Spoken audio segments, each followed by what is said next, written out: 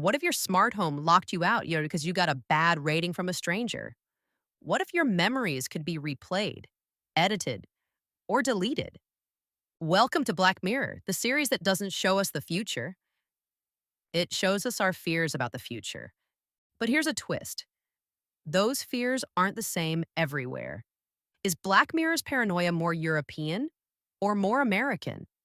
This is more than a Netflix show. It's a mirror reflecting two very different worldviews. Let's rewind to 2011. Before Netflix, before global fame, Black Mirror began on the British channel, Channel 4. It was low budget, dark, uncomfortable, and extremely British. Charlie Brooker, the creator, was a satirical columnist, less interested in sci fi explosions, more into cultural critique.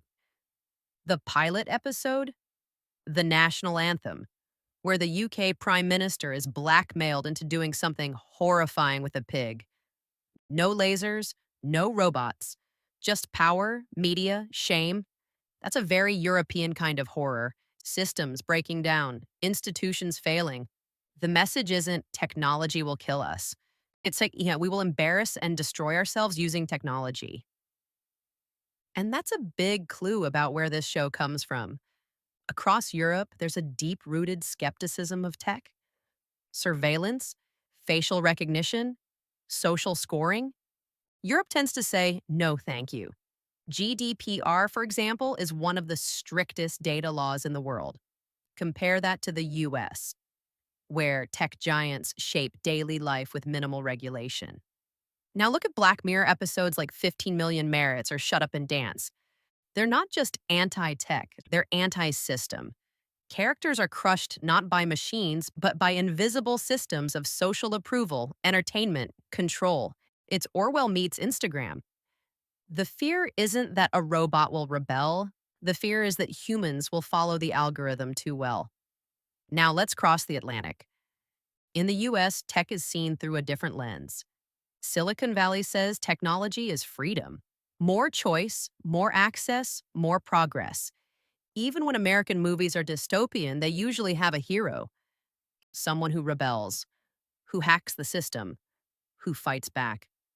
But Black Mirror rarely gives you that satisfaction. No Neo, no Katniss, just ordinary people being swallowed by their own devices. Still, after Netflix took over in 2016, some episodes started to reflect more of that American tone.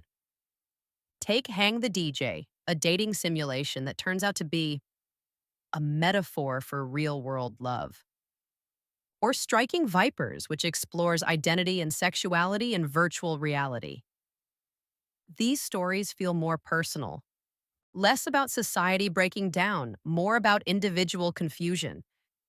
There's still anxiety, but it's wrapped in emotion, not just satire. So, what happens when a European show is funded by an American platform for a global audience? You get cultural fusion. Black Mirror becomes a hybrid. The structure stays European, minimalist, ambiguous, often ending badly. But the themes start blending in American storytelling, redemption, romance, identity. Take San Junipero, one of the few episodes with a happy ending. It's tech positive. Virtual afterlife is a second chance. That's not typical Black Mirror. That's an American twist. And it shows how the fear of death becomes a business model, but also a dream. Let's break it down. In Europe, the fear is systemic collapse. In America, it's loss of personal freedom.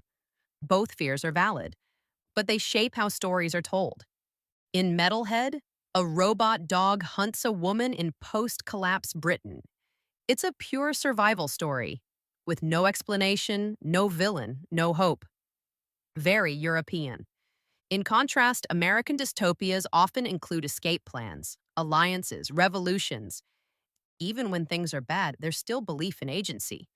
Black Mirror often denies that agency, and that's what makes it so chilling and so universal.